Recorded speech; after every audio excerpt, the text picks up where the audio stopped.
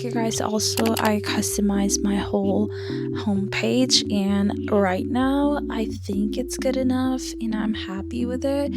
So I don't know if I'll change it in the future or not, but let me show you guys how it looks. So I have Neota over here, Miffy and Snoopy, all that bluish kind of white that is going with my MacBook. And if you want, I can also show you guys how I did that. So yes. Okay, let me show you guys how you can get your folder looking from like this to like that. And what you need to do is just like get a new folder, which you can by right clicking and hitting on that new folder button. After you have the new folder, just right click on it again and then hit get info.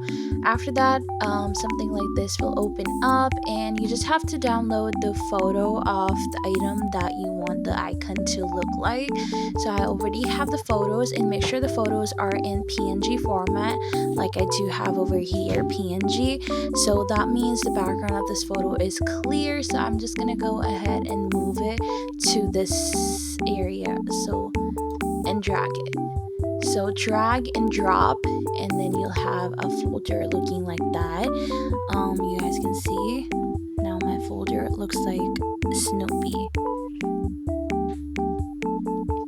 And if you guys don't know how to remove the background of a picture, you just need to open it, and you'll have like something, the icon looking like that, and that is used to remove the background and make the image PNG.